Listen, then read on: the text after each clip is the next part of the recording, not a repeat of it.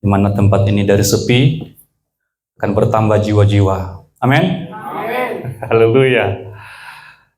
Akan penuh nanti, kita akan buat 2 sesi dan kita berdoa supaya yang seberang ini juga Tuhan berikan kepada kita menjadi tempat ibadah. Amin. Ya. Saya mau sampaikan teman-teman sejarah kita singkat saja, ya, supaya ketika saudara dengarkan dari tempat lain itu yang tidak benar, ya. Di luar ini itu tidak benar. Jadi sejarah kita memulai pelayanan di Kalipasung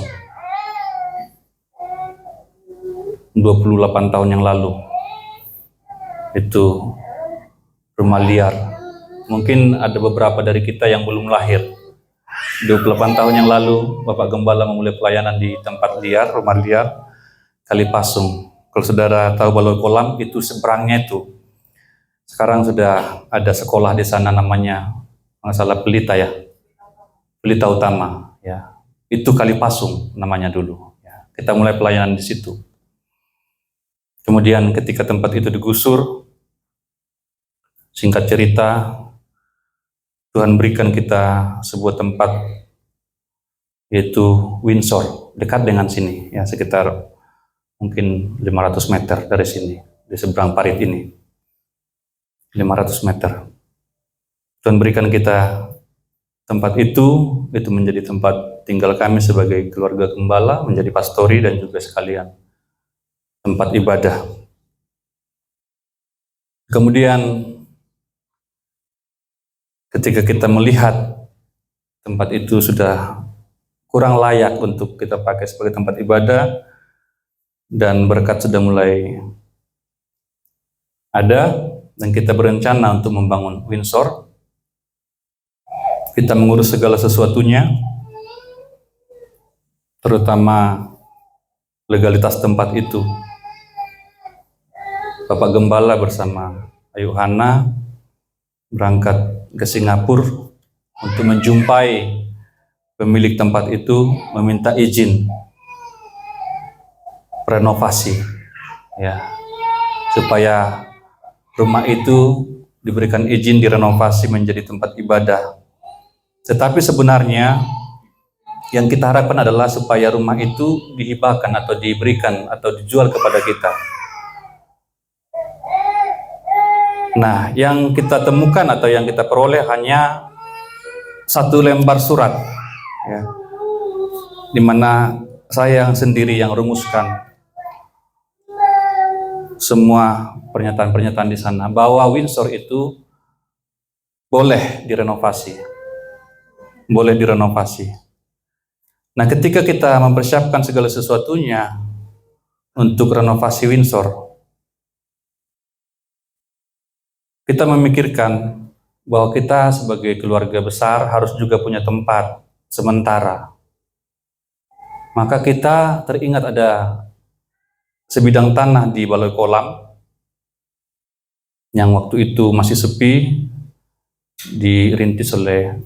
dibabat oleh Bapak Gembala bersama beberapa jemaat.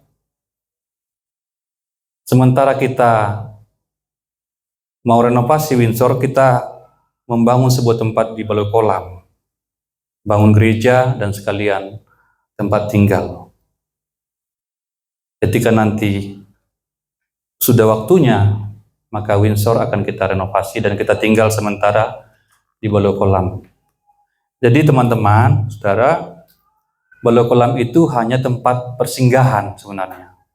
Kita bangun Baloi Kolam hanya tempat persinggahan, tempat sementara karena kita mau bangun Windsor. Ya. Jemaat itu semua tahu tentang itu. Ternyata ketika itu berlangsung,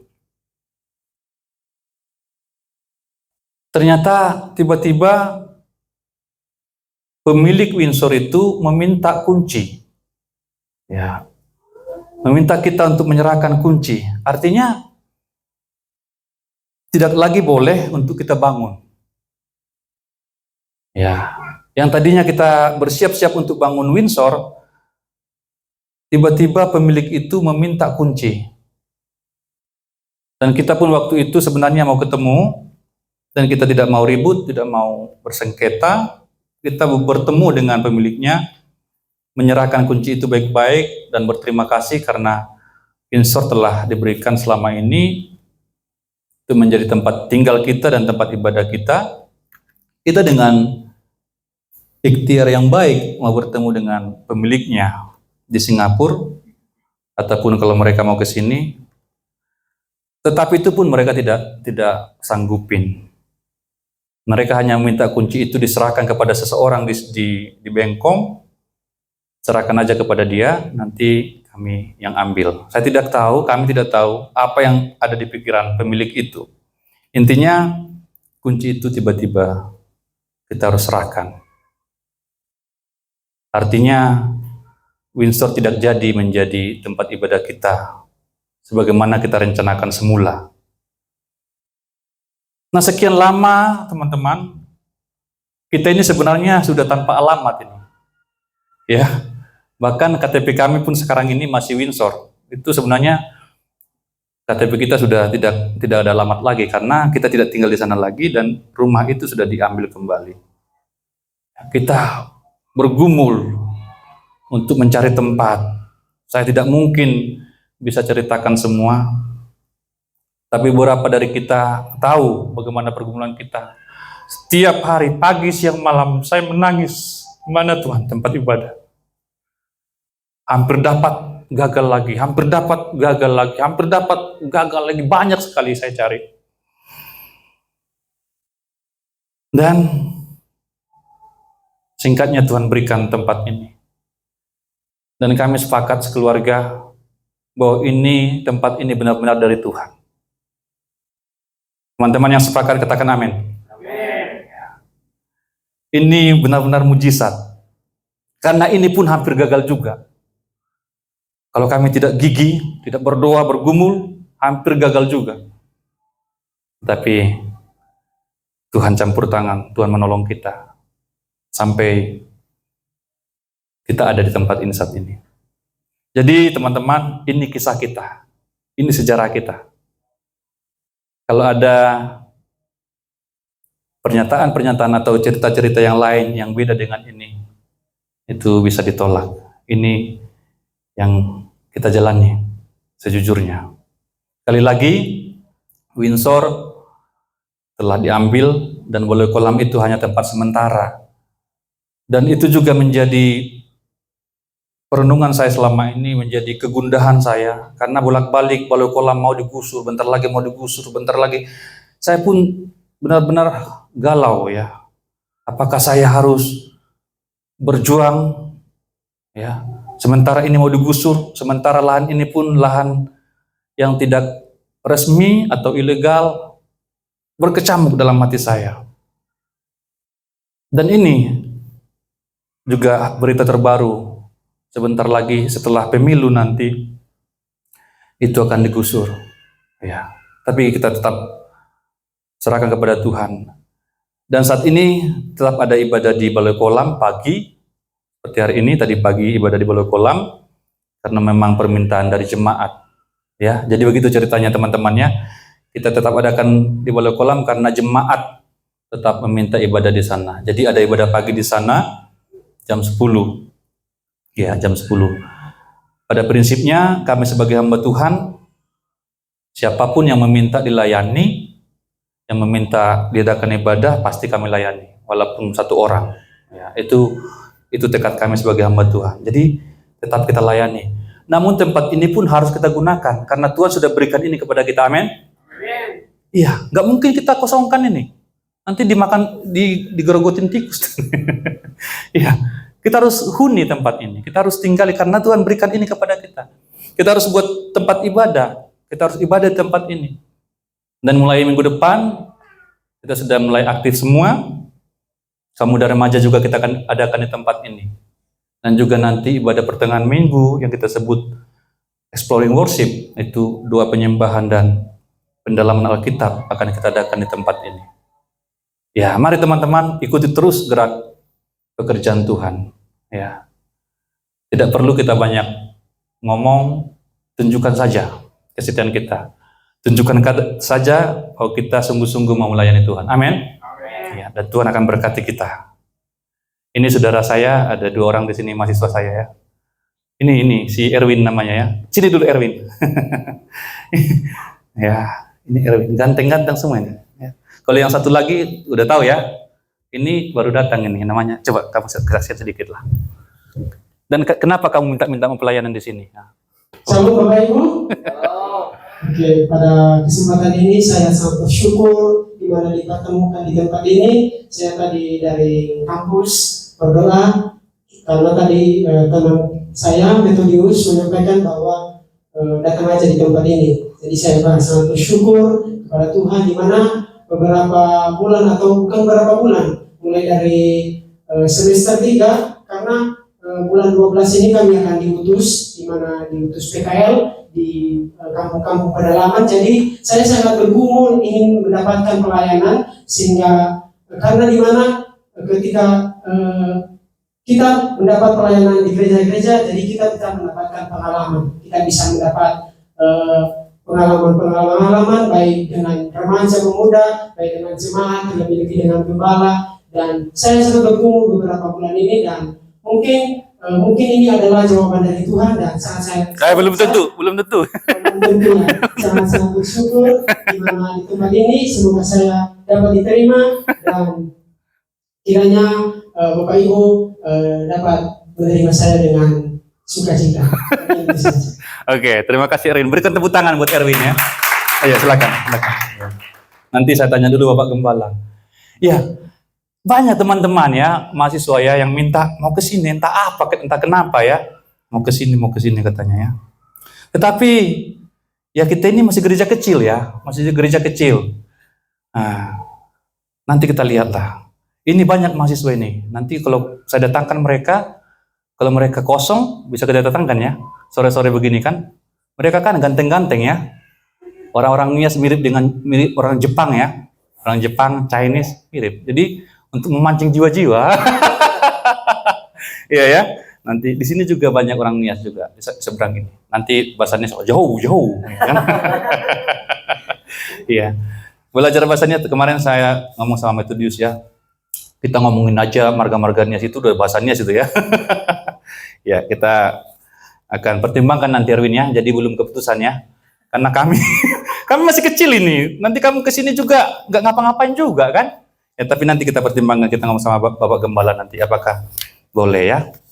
Tapi kalau memang kosong, sore kita ada di sini ya. Bawa teman-teman supaya jiwa-jiwa bertambah-tambah ya. Ya. Jadi kira-kira begitu kisah kita. Sekali lagi, saya senang. Kayaknya memang lebih antusias anak muda ya untuk kesini ya, anak-anak muda ya. Yang saya lihat juga, saya dengarkan juga, mereka punya teman, ya banyak teman yang akan mereka bawa. Tetapi tunggu dulu katanya, supaya gereja kita kondusif dulu. Entah apa maksudnya. Udah kondusif kok ini ya, udah aman ini. Udah aman kok, bawa aja ya. Nanti kita amankan ya. Bawa aja jiwa-jiwa sebanyak-banyaknya ya. Supaya Tuhan menolong kita. Ya, kita langsung pada firman Tuhan. Tahun ini, tahun 2024, gereja kita mengusung tema The Harvest Year. Coba baca bersama-sama. 1, 2, 3. The Harvest Year. Ini kurang T-nya ini ya. Ya, kurang T-nya. Iya, Harvest Year artinya tahun penuaian. Tahun penuaian. Ini dari gereja kita, gereja pusat, dari sinode kita diberikan tema. Memang tahun-tahun yang lalu gereja kita belum ada tema ya. Tetapi sebelum sinode buat tema, kita sudah melakukan ini bertahun-tahun ya, bertahun-tahun sebelumnya. Kita selalu punya tema tahunan ya. Tetapi ini sekarang sudah ada dari sinode. Tidak mengapa, kita ikut saja. Dan ini menjadi doa kita, bahwa kita akan mendapat atau menuai jiwa-jiwa pada tahun ini. Amin ya, siap ya?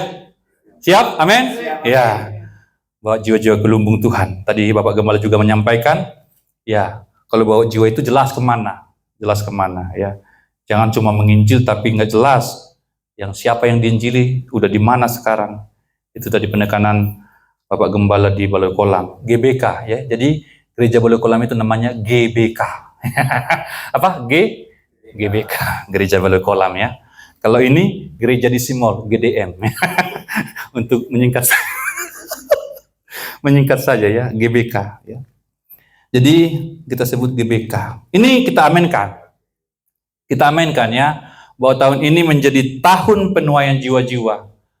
Tetapi saya mau katakan bukan hanya untuk gereja. Ya enaknya pendeta dong, banyak jiwa-jiwa nanti banyak berkat. Tetapi bukan ya teman-temannya, bukan saudara ya. Tetapi kita juga berdoa supaya jemaat kita pada tahun ini kehidupannya menjadi lebih baik. Amin. Amin. Lebih diberkati lagi. Ya. Yang bekerja mendapatkan promosi-promosi. Yang gajinya masih UMR naik lagi sedikit. Tadi 4 juta naik menjadi 5 juta. Amin. Amin. Iya, bukan cuma kita yang diberkati, tapi kita semua, jemaat pun menjadi jemaat-jemaat mendapatkan berkat penuaian. Ya, berhasil. Yang nilainya 5, kemarin, tahun ini harus 7.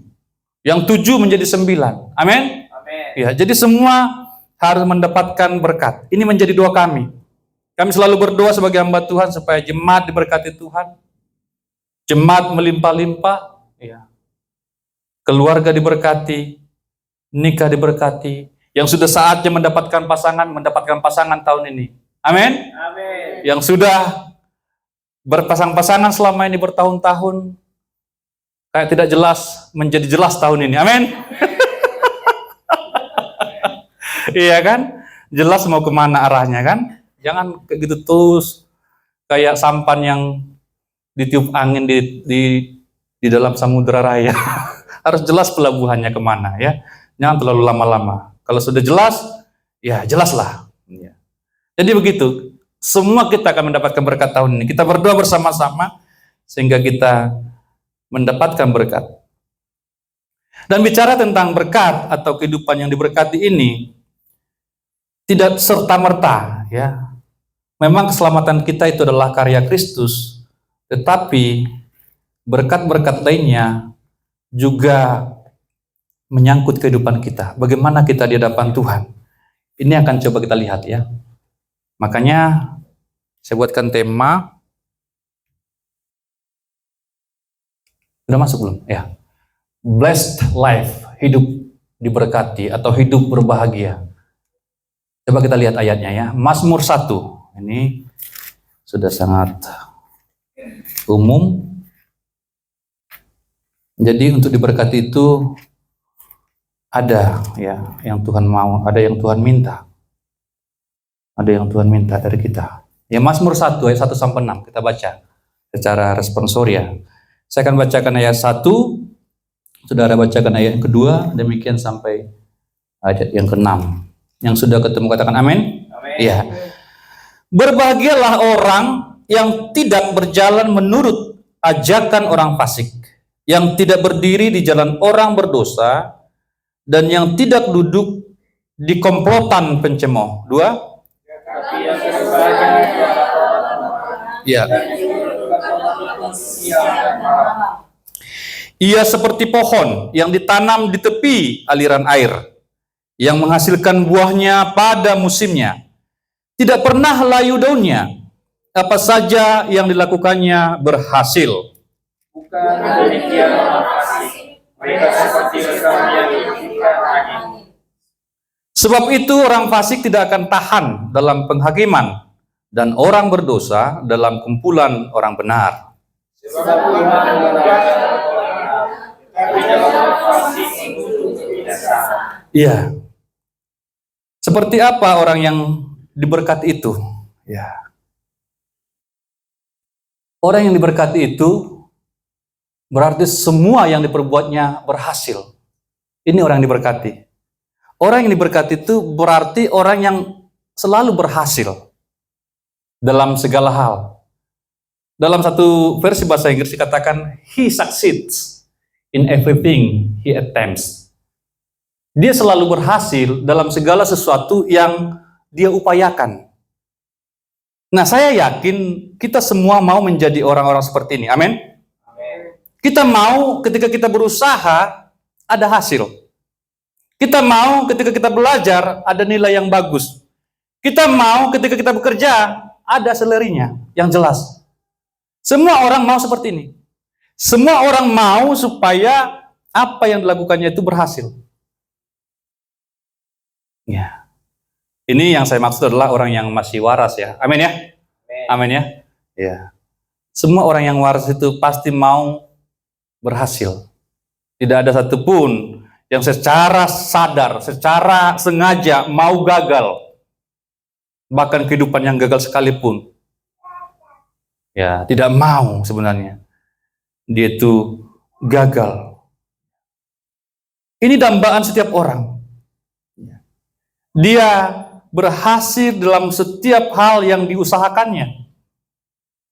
Dia berhasil dalam setiap hal yang diupayakannya.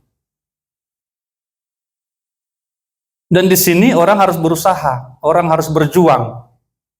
Ya. Untuk mendapatkan pekerjaan yang baik, harus berjuang. Untuk mendapatkan nilai yang baik, harus berjuang. Untuk mendapatkan pelayanan yang baik, untuk menjadi pelayan yang baik, harus berjuang, harus berusaha.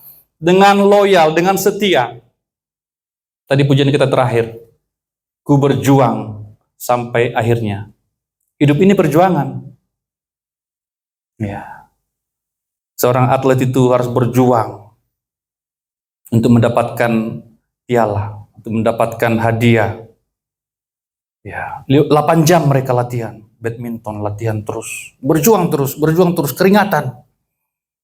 Ya, didisiplin baik-baik. Semua yang diperbuatnya berhasil. Itu yang manusia inginkan. Ya. Pendidikannya sukses. Ketika dia ada hubungan dengan orang lain, sukses.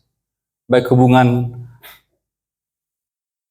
perempuan dengan perempuan, dalam pertemanan biasa atau persahabatan, orang mau persahabatan yang berlanjut terus. Hubungan pria wanita juga mau berhasil, artinya sampai pada pernikahan. Ya. Karena kalau berhasil menjalani hidup pacaran, katakan 5 tahun, 6 tahun, 7 tahun, 8 tahun, tetapi pada akhirnya tidak sampai kepada pernikahan, ya tidak boleh juga dikatakan berhasil. Tetapi ada orang yang hanya sebentar saja, tetapi berhasil. Termasuk kami ya, teman-temannya, saya dengan istri saya. Cukup singkat, tetapi berhasil. Amin. Amin. Singkat sekali pertemuannya. Segala macamnya singkat sekali, cepat sekali. Ya, cepat sekali. Ya. Sudah sama-sama pas, bagi dia pas, bagi saya pas, bagi keluarga pas. Ya. Lanjutkan. Apalagi yang mau ditunggu? Karena sudah sama-sama dewasa, sudah sama matang. Itu berhasil. Berhasil dalam pendidikan, berhasil dalam pekerjaan. Apa artinya berhasil dalam pekerjaan? Ada peningkatan. Ya. Tadinya operator biasa, menjadi asisten leader, menjadi asisten supervisor, dan seterusnya, dan seterusnya. Ada peningkatan. Dan semua itu butuh perjuangan. Butuh usaha. Ya. Butuh usaha. Tidak ada manusia dalam dunia ini yang tiba-tiba berhasil. Oh, tiba-tiba saya berhasil. Oh, tiba-tiba saya konglomerat. Oh, tiba-tiba saya berada di puncak. Harus berjuang. Apalagi pada zaman sekarang ini, ya, kita perlu menentang arus. Ya. Banyak orang katakan generasi ini generasi stroberi, ya, generasi yang lembek sekali, generasi yang cengeng, ya, generasi yang tidak militan. Tetapi kita sebagai anak Tuhan harus tetap menjadi anak Tuhan yang tangguh, amin. Amin. Supaya kita berhasil. Apapun yang kita pegang, apapun yang kita sedang kerjakan, itu perlu usaha secara konsisten. Ya, menjadi hamba Tuhan, ya. Bapak Erwin ya. Bapak Meto. Berjuang terus, amin ya. Amin. Jadi jangan pikirkan dulu, oh nanti saya pelayan di sini berapa duit ya, waduh. Itu bahaya tuh. Itu nanti yang kita mau ngomongin dulu ya. Nggak begitu ya. Ya. Katanya tadi kan mau belajar ya, benar ya? Mau belajar. Bukan mau cari dolar kan? Ya. Ya belajar, kita nyapu-nyapu di sini. Tanya Methodius. Ya kan? Saya mengerjakan semua apa yang dia kerjakan di sini. Saya kan sampaikan di kelas juga, ya. Saya kerjakan semua. Dari A sampai Z. Ya. Saya bisa semua. Bahkan saya berani bertarung, berani diadu lah. Ya. Contohnya nyapu. Siapa paling bersih? Saya pasti menang. Ya. Karena memang kita dilatih seperti itu ya teman-teman ya. Mau masak Indomie, pasti Indomie saya paling enak. Mau coba? Iyalah, harus bisa. Ya, harus bisa. Ya. Itu pernah ya di rumah ya. Pertama-tama dulu saya menikah, baru bulan-bulan pertama, tahun pertama lah. Saya suka masak di dapur. Ya. Lama-lama istri saya ini jadi gak mau masak. Bukan begitu maksudnya. Waduh, bukan begitu maksudnya. Saya cuma kasih contoh. Begini cara masak. Jadinya saya di dapur terus. Gak mau dia masak. Wah, bukan begitu bro. Ya, artinya saya juga bisa. Saya juga tahu. Artinya, kalaupun istri tidak ada, saya tidak akan mati. Karena sebelum saya punya istri, saya hidup sendiri. Saya kos-kosan. Ya. Jadi laki-laki ya harus bisa ya, apalagi yang sederhana. Jangan sampai masak air pun gosong. Ya. Masak air pun gosong. Kok bisa? Iyalah main game terus dia. Udah gosong airnya. Padahal dia cuma masak satu gelas mau buat kopi dia kan. Lupa dia. Ya gosong airnya. Itu yang tidak tidak berhasil itu nanti ya. Masak air aja gak berhasil ya gimana mau yang lain. Ya kan? Jadi dari hal-hal yang sederhana. Selalu Tuhan begitu ya. Dari hal-hal yang sederhana teman-teman ya. Apa yang disuruh lakukan baik-baik ya. Apa yang disuruh lakukan baik-baik dengan tanggung jawab ya. Itu pasti berhasil. Pasti Tuhan lihat dan pasti dilihat oleh manusia. Oh bagus ya Meto itu ya. Kalau nyapu bersih. Ya kan? Dilihat. Amin. Amin. Jangan bilang cuma nyapu kok. Jangan bilang cuma nyapu. Jangan bilang cuma cuci piring. Jangan bilang cuma. Enggak. Semua itu besar. Amin. Kalau kita dengan kesungguhan hati melakukan. Tidak ada pekerjaan yang terlalu hina. Ya, nyekat toilet, ya. Tuhan berikan kita tempat ini. Bro Hendy yang belakang, ya selalu sampaikan kepada saya. Ini harus dijaga, bro. Ya benar. Tuhan berikan toilet yang bagus. Ya, kita harus sikat itu. Jangan sampai karatan dia, ya kan? Kalau sempat karatan dia, ya susah nanti bersihkannya. Ya Tuhan berikan kita tempat yang baik, kita harus rawat baik-baik, kita harus jaga baik-baik, karena itu kepercayaan Tuhan.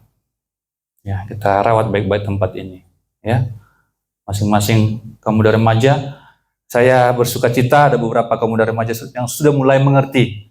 Ketika saya bilang, ayo beres-beres di gereja, GDM, datang mereka.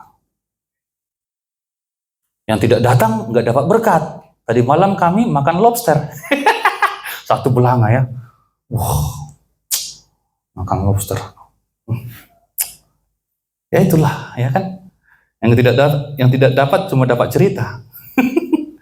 Ya. Kalau ada waktu, kalau ada kesempatan, setiap kali ada pemberitahuan, ya tanggapi baik-baik daripada kamu nonton Korea terus di rumah ya. Iya. Iya. Jadi semua yang diperbuatnya berhasil. Iya. Dia cuma nyuci satu piring, yang pecah dua, ya kan? Pecah piring kesenggol gelas. Wah, nggak berhasil namanya itu. Iya kan? Pernah lihat orang seperti itu? Pernah di Zimbabwe. Iya, di sini nggak ada. Di sini nggak ada itu. Amin. Haleluya. Jangan begitu ya. Apalagi kita numpang di rumah orang, kita begitu. Wah, gimana ini Erwin ini? Baru 1 hari udah pecah 2. Waduh, orang mikir ya. Nah, ini orang yang diberkati, ini orang yang berbahagia. Ya, ini orang yang berbahagia. Dan dikatakan oleh firman Tuhan, ya, ia seperti pohon yang ditanam di tepi aliran air. Coba kita baca bersama-sama. 1, 2, 3. Ia seperti pohon yang ditanam di tepi aliran air. Iya, ditanam. Ditanam. Kenapa harus ditanam? Supaya dia berakar, supaya dia kuat. Kalau kita bawa ke yang rohani, itu boleh diartikan harus tergembala baik-baik. Harus berada di sebuah gereja. Ya, jangan pindah-pindah. Coba saudara bayangkan ya, kalau tanaman pindah-pindah ya, hari ini di sini, dicabut lagi, pindah lagi ke sana, seminggu dicabut lagi, kira-kira gimana hasilnya itu, Erwin? Tanaman seperti itu tumbuh nggak? Mati kan? Mati, ya. Demikian kita teman-teman, kalau kita nggak mau tertanam, nggak mau setia, nggak mau tekun di satu hal, di satu tempat, di satu penggembalaan, pindah-pindah terus, ya. Nggak akan baik hasilnya, bahkan tidak akan berhasil. Ya, harus ditanam supaya dia menjadi kuat. Ditanam, nanti akarnya akan menancap ke bawah. Kalau pindah-pindah terus, tidak akan kuat, bahkan akan kering. Ditanam di tepi aliran air, berarti dia nanti akan mendapatkan pasokan air yang dia butuhkan untuk pertumbuhannya. Kalau kita tergembala dengan baik, saya yakin kita akan bertumbuh secara rohani. Amin. Dan kalau kita bertumbuh secara rohani, yang lain pun akan bertumbuh. Saya tidak percaya kalau rohaninya baik tetapi yang lainnya amburadul, tidak percaya. Itu ada yang tidak benar. Kalau rohaninya baik, maka dia akan baik di segala hal. Pekerjaannya baik, studinya baik. Ya. Dan saya senang sekali, ya, Meto Erwin ya, anak-anak kita ini semua ini banyak yang juara loh ini. Mantap-mantap ya studinya ya. Itulah yang benar ya. Pekerjaannya juga mantap karena rohaninya baik, tertanam dengan baik. Banyak yang kami layani dari sekolah minggu, mereka udah di sini. Ya, antar jemput dulu. Termasuk Desi ya. Desi yang pimpin pujian tadi. Kita bangga loh. Ya, udah bisa menjadi pemimpin ya yang kita andalkan. Itulah pelayanan. Memang ada prosesnya, tapi kalau dia tertanam dengan baik di tepi aliran air, ya, dikatakan lagi menghasilkan buahnya pada musimnya. Ya. Yang menghasilkan buahnya pada musimnya. Memang pohon itu, namanya pohonnya, itu butuh waktu untuk bisa menghasilkan buah. Ketika dia sudah pada saatnya menghasilkan buah, ada juga musimnya. Nah, sekarang ini kan lagi musim durian ya, benar ya? Kemarin kan makan durian juga, tapi kamu harus pulang cepat, iya kan? Lain kali lah ya. Iya, lagi musim durian, bentar lagi musim rambutan, bentar lagi musim apa lagi? Duku, bentar lagi musim macam-macam. Jadi buah itu juga ada musimnya. Ya, jadi orang-orang yang berhasil itu, orang yang berbahagia itu, dia selalu menghasilkan buah. Amin. Amin. Menghasilkan buah, ada produktivitasnya, ada yang dihasilkan. Ya. Buah pikirannya, buah imajinasinya. Ini ya, semua ini bisa seindah ini. Itu buah imajinasi dari Bro Hendy yang belakang. Minggu depan beliau akan melayani kita. Beliau bukan cuma tahu tukang-tukang, khotbah juga pintar dia, mantap, ya. Itu tadinya ada di pikirannya, ada di imajinasinya, tapi dibuahkan menjadi begini. Banyak orang terkagum-kagum. Ya. Tetapi anehnya jemaat kita marah-marah. Aku kecewa dengan semua ini. Kok bisa? Orang datang ke sini, kita tidak undang loh, datang ke sini. Mau lihat dan terkagum-kagum. Gimana Bro Hendy kok bisa tahu? Gimana caranya kok bisa begitu? Kemarin juga kami ketemu dengan seorang hamba Tuhan di Piayu. Lo Bro Hendy, bantulah. Buatlah sedikit-sedikit, agak sentuh-sentuhlah gereja kita dulu, supaya agak manis dulu. Ya. Ketika beliau hitung-hitung sekian-sekian, mahal juga ternyata ya, banyak mau dibeli ya. Ya memang, ya untuk sesuatu yang baik harus mahal, amin ya. Amin. Enggak ada sesuatu yang baik tanpa perjuangan, tanpa biaya, tanpa kesungguhan, detil. Ya. Ini kan coba lihat ya, yang ini ya. Ini ya. Ini kan menurut kita, ya udahlah, udah begitulah. Kan Bro Hendy harus ada begini lagi.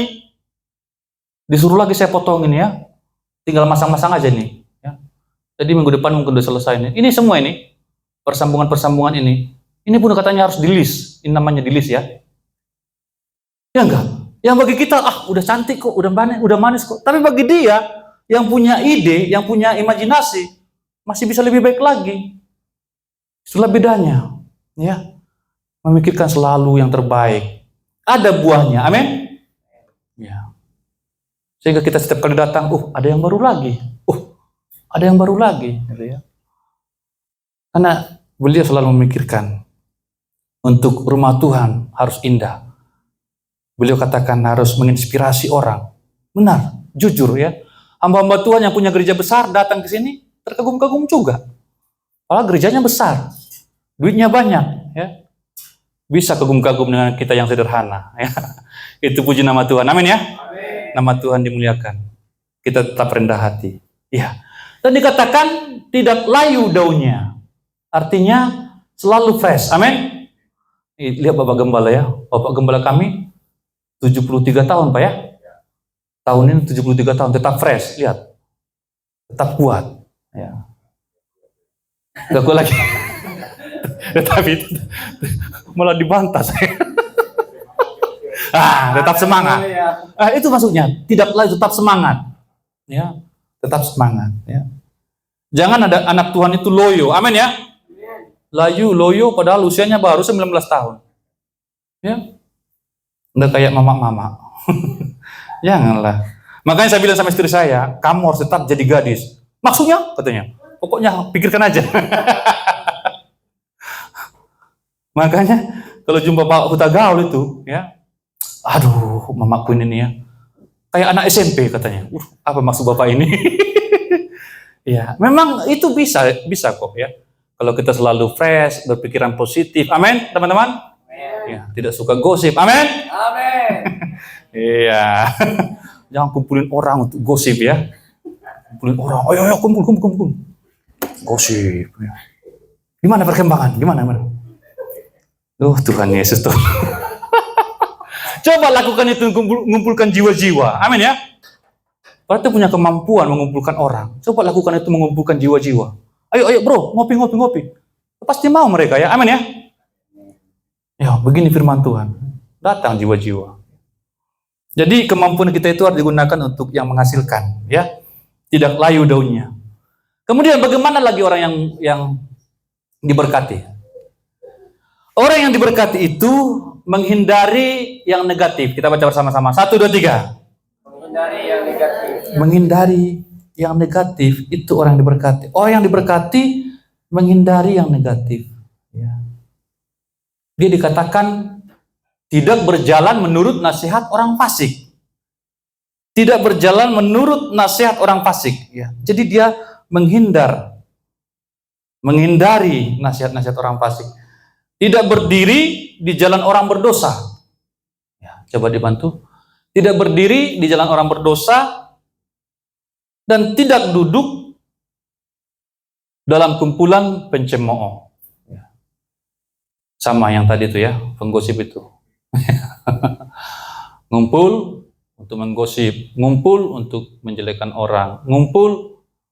Ya, bukan seperti itu orang diberkati. Amin. Tapi menghindari hal seperti ini. Tidak berjalan, tidak berdiri, tidak duduk dengan orang-orang yang negatif, orang fasik ya, orang fasik itu orang degil, ya, orang jahat, orang berdosa. Ini semua orang berdosa nih, ya. Orang fasik, orang berdosa, pencemooh itu orang berdosa semua, orang-orang jahat.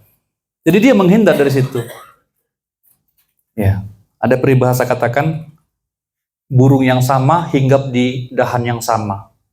Artinya, kalau kita orang baik, maka kita juga suka di kumpulan orang-orang baik. Amin ya. Kalau kita orang yang positif, kita suka juga berada di antara orang-orang yang positif. Ya. Jadi ini, jangan berjalan menurut nasihat orang fasik. Kalau saya pikirkan ini teman-temannya, ini semua postur utama kita, ya. Ini kan postur utama ya. Apakah kita sedang berjalan? Kalau saya begini berjalan ya, berjalan. Kalau saya begini berdiri. Bersaudara duduk. Ya. Kita selalu dalam postur ini. Selama kita sadar, selalu dalam postur ini. Apakah kita berjalan? Apakah kita berdiri? Atau apakah kita duduk? Yang lain lagi nanti paling tidur. Kalau tidur kan udah siap-siap mau tidak sadar lagi. Tetapi ketika kita sadar, kita harus sungguh-sungguh ya konsentrasi atau fokus di mana saya berjalan. Siapa yang saya ikuti ketika saya berjalan? Nasihat siapa yang saya ikuti ketika saya berperilaku seperti ini? Di mana saya berdiri sekarang ini? Apakah ini jalan orang berdosa? Ya. Nah, orang yang diberkati akan sangat memperhatikan kehidupannya. Ya, tidak sembarangan. Tidak sembarangan. Tidak sembarangan dia berjalan, tidak sembarangan dia melangkah, tidak sembarangan dia berdiri. Kalau kita mengartikan lebih dalam lagi, termasuk pendirian kita. Posisi kita. Di mana posisi kita? Ya. Jangan berada di jalan orang berdosa. Kemudian tempat kita ngumpul atau teman kita ngumpul juga harus kita perhatikan. Kalau kira-kira ini udah kumpulan pencemooh, ngomongin orang, ya sebaiknya tinggalkan. Amin ya. Amin. Menghindari yang negatif, itu orang yang diberkati. Yang terakhir, orang yang diberkati mencintai firman Tuhan. Baca bersama-sama, 1, 2, 3. Mencintai firman Tuhan. Mencintai firman Tuhan, itu di ayat 2 tadi. Ya. Orang yang diberkati itu mencintai firman Tuhan, teman-teman. Ya. Dikatakan, ia suka Taurat Tuhan. Ya. Ia hobi terhadap firman Tuhan, Taurat Tuhan. Karena yang diacu pada saat itu masih hukum Taurat, tetapi bagi kita sekarang sudah ada perjanjian lama dan perjanjian baru, semua firman Tuhan. Kita harus suka pada firman Tuhan. Itu tandanya kita diberkati. Ia suka firman Tuhan. Orang yang diberkati itu suka dengarkan firman Tuhan. Orang yang diberkati itu suka membaca firman Tuhan, suka mendengarkan pengkhotbah yang baik. Ya. Ketika firman Tuhan disampaikan seperti ini, dia serius mendengar, dia serius menyimak. Ya. Ia serius memperhatikan, ia fokus pada firman Tuhan, apa yang Tuhan mau untuk saya kerjakan. Ya. Ini orang diberkati. Ia fokus ketika firman Tuhan disampaikan. Ketika saya mahasiswa seperti Methodist dan Erwin, saya juga magang di gereja semacam ini. Ya. Sebuah gereja. Ada seorang anak Tuhan di sana yang sungguh-sungguh, saya lihat sungguh-sungguh, minimal menurut penilaian saya dia sungguh-sungguh. Contohnya, setiap jam 5 dia datang ke gereja, walaupun rumahnya jauh dari gereja, setiap jam 5 dia datang ke gereja, dia sujud di sana, dia berdoa di sana, dia bernyanyi, memuji Tuhan, menyembah Tuhan. Dan ketika satu kali giliran sharing-sharing firman Tuhan, dia sampaikan kepada saya, Saud, coba ambil Alkitabmu, ya. Nah sekarang tulis di sana di depan, tulis tanggal hari ini, dan catat di sana. Kalau kamu sungguh-sungguh selama 5 tahun ke depan, ingat yang saya sampaikan, kamu akan menjadi apa? Karena itu Alkitab nanti kamu bisa lihat. 5 tahun kamu sungguh-sungguh membaca firman Tuhan, sungguh-sungguh bersekutu dengan Tuhan. Nanti 5 tahun ke depan apa yang akan terjadi? Buktikan sendiri. Dan ketika itu memang saya begitu terkesima, ya, terkesan dengan apa yang disampaikan. Ya. Saya catat itu tanggal sekian, bulan sekian, tahun sekian, saya sedang pelayanan di sini. Dan saya akan menunggu 5 tahun lagi kalau saya sungguh-sungguh dengan Tuhan, saya sungguh-sungguh melayani Tuhan, saya sungguh-sungguh membaca firman Tuhan. 5 tahun ke depan. Nah, ini boleh kita praktekkan. Ya. Kita coba dulu, kita ambil waktu yang sungguh-sungguh dengan Tuhan. Ya, kita bisa menguji seperti itu. Secara konsisten, secara setia kita lakukan itu. Saya mau sungguh-sungguh beribadah, saya mau uji.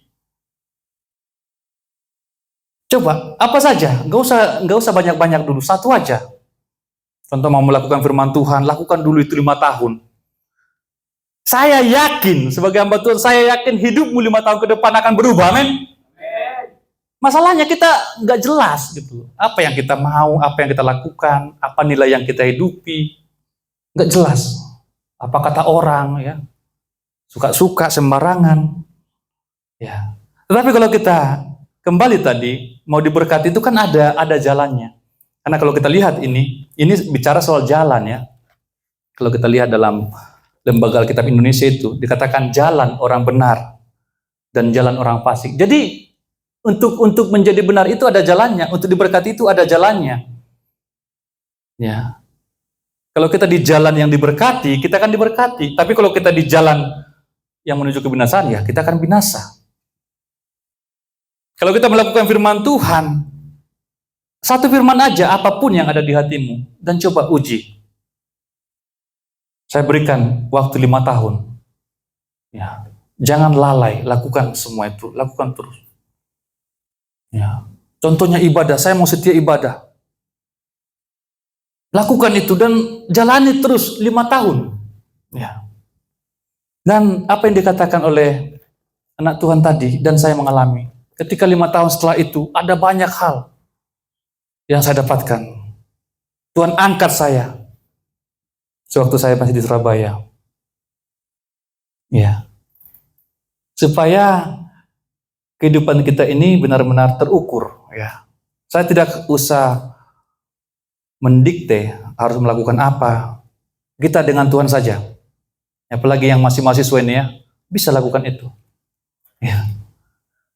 Bergumul, ya, satu hal. Dan lihat 5 tahun ke depan. Contohnya, saya mau berdoa setiap jam 5. Ini bukan jadwal, ya. Kalau sudah dijadwalkan oleh sekolah, ya mau tidak mau. Tetapi itu dari komitmen kita. Termasuk saya juga pernah mengalami salah satu hal, ya. Ketika saya komitmen untuk pergumulan saya. Waktu itu saya tidak punya uang kuliah dan saya akan dipulangkan dari kampus. Itu masih tahun pertama, ya.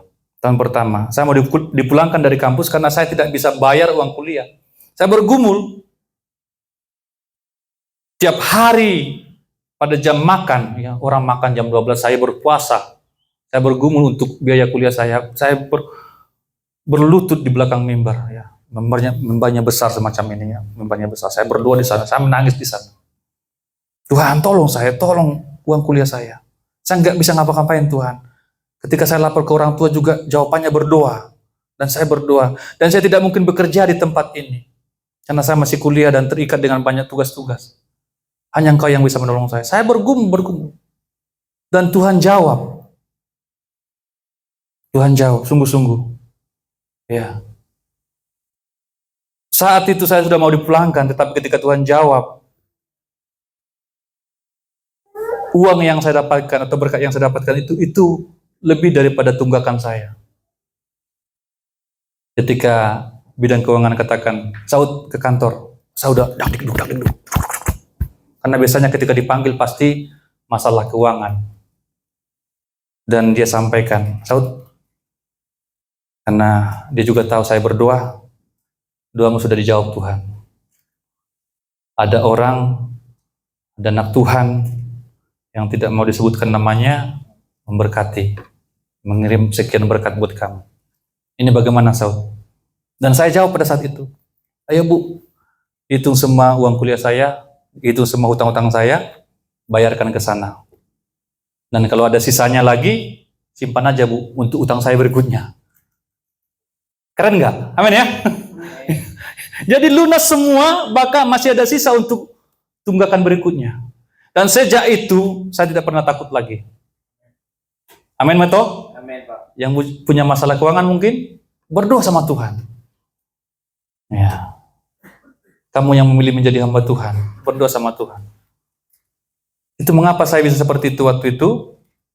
Saya masih ingat, saya beberapa kali udah sampaikan memang di jemaat ini, tapi memang beberapa belum pernah dengar. Ada jemaat-jemaat baru. Ya. Pada saat itu Bapak Gembala masih ada di depan kita saat ini menyampaikan kepada saya, Saud, kamu telah memilih menjadi hamba Tuhan. Di Batam kami hidup oleh iman. Udah saatnya sekarang kamu harus berdiri di atas imanmu sendiri. Artinya, jangan minta-minta lagi, minta kepada Tuhan. Satu sisi mau melepaskan tanggung jawab. Tetapi satu sisi itu mendewasakan saya. Dan saya tidak minta-minta lagi memang. Sampai saat ini, tanyakan orang tua saya, kami tidak pernah minta-minta. Ya, apapun yang terjadi dalam keluarga kami memang satu rumah, tapi kami tidak pernah minta-minta begitu ya. Kami bergumul terus. Ya, tetapi Tuhan pelihara, amin. Amin. Ya. Dan satu hal, jangan sampai orang lain tahu ya, kalau kita itu lagi nggak ada duit, amin ya.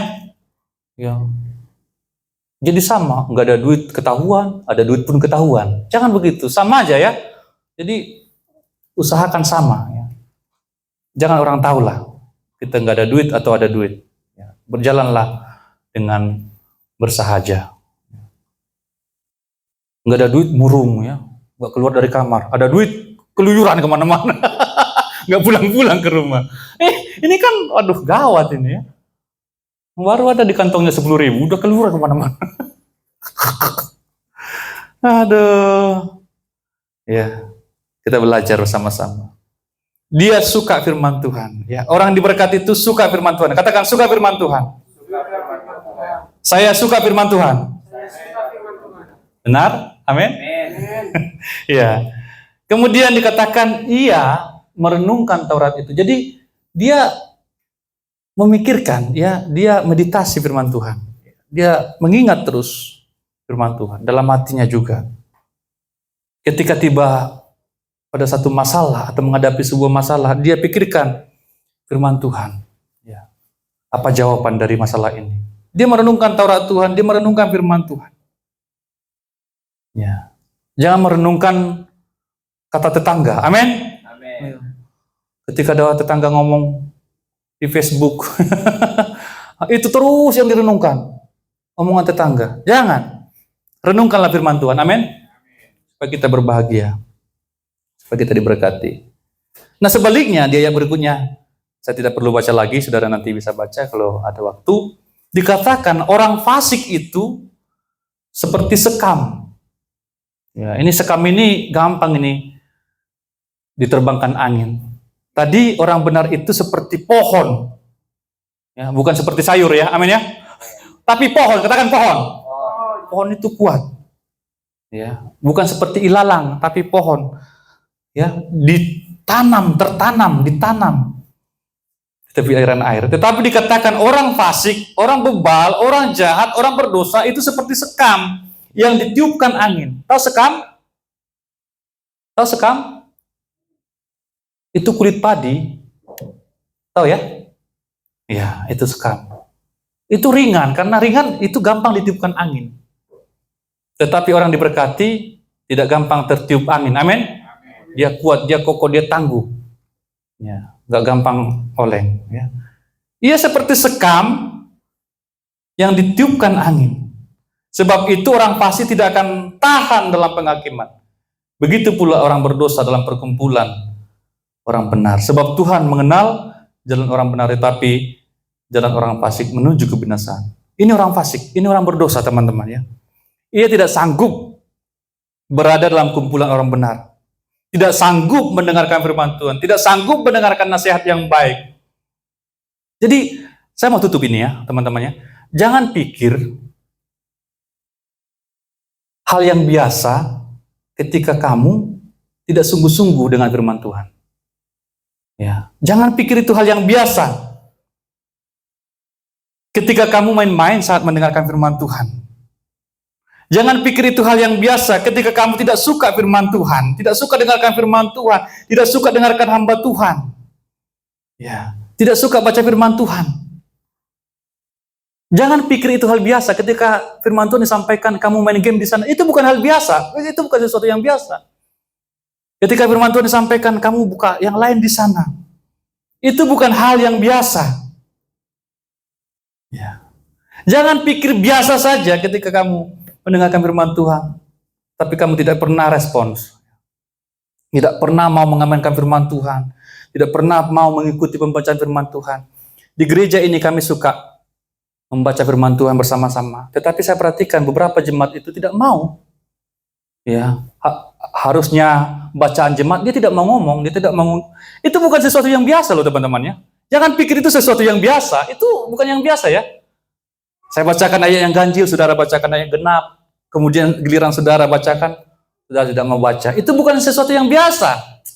Saya ingatkan ya malam ini. Itu bukan sesuatu yang biasa. Itu adalah sikap. Itu adalah sikap orang fasik. Ya. Tidak mau mengamankan firman Tuhan, tidak mau baca firman Tuhan, tidak mau mengikuti hamba Tuhan untuk membaca. Itu bukan sesuatu yang biasa. Itu perkara yang besar. Itu sikap kefasikan. Ya, saya catat di sini, jangan pikir perkara ringan ketika firman Tuhan disampaikan. Tetapi di hatimu, kapan ini bangsa ini berhenti ngoceh ini? Di hatimu saya nggak tahu. Saya nggak tahu, kamu lama kali. Jelek kali lagi kumisnya yang di sini. Itu hati-hati ya, hati-hati. itu bukan perkara yang biasa ya. Orang baru hamba Tuhan baru berdiri. Kapan ini Pak Pendeta Siombing ini? Edison Siombing ini lama sekali nih. Ya itu bukan perkara biasa ya. Itu sikap hati. Ya. Bila kita tidak bertobat ya, itu nanti menuju kebinasaan. Amin. Ya. Jadi ketika mendengar firman Tuhan serius. Amin ya. Ya. Ikutin. Tadi termasuk yang saya sampaikan tadi, itu juga contoh. Oh, mulai saat ini misalkan kata Yun, saya akan ketika mendengar firman Tuhan, saya tidak mau main game. Contohnya nih ya. Itu bisa juga. Selama firman Tuhan saya tidak mau buka-buka yang lain. Facebook kah, apakah. Itu juga sikap yang kamu ambil sebagai sebuah komitmen. Dan lihat 5 tahun ke depan Yun. Ya. Ketika kamu mengambil komitmen itu, apapun yang kamu ambil, waduh. Dan kasih tahu kepada saya. 5 tahun ke depan, entah apa yang kamu alami, entah kamu sudah di mana, kamu ajak saya ngopi, ya. Amin ya? Amin. Amin enggak nih? Amin. Iya.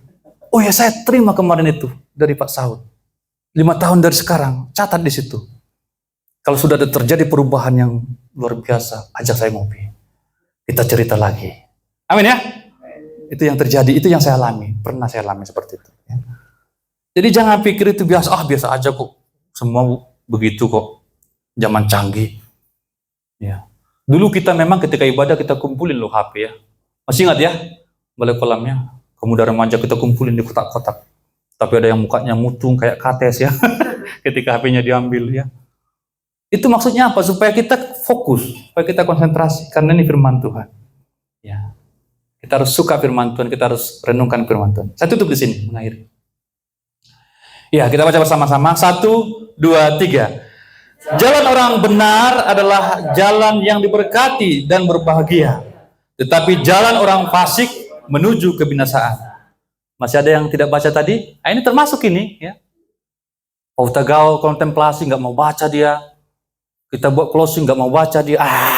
Gitu. Itu bukan sikap biasa ya. Jangan pikir itu sikap yang biasa. Itu jalan orang fasik. Firman Tuhan kok. Ya. Sekali lagi, jangan ada orang fasik di sini. Satu pun. Yang orang fasik keluar. Amin ya. Amin. Supaya kita bertumbuh bersama-sama ya. Gereja Tuhan diberkati. 1, 2, 3. Jalan orang benar adalah jalan yang diberkati dan berbahagia. Tetapi jalan orang fasik menuju kebinasaan. Amin. Ini firman Tuhan bagi kita. Kita bawa pulang, kita hidupi bersama-sama. Amin. Bapak Gembala, silakan. untuk memimpin selanjutnya perjamuan Tuhan.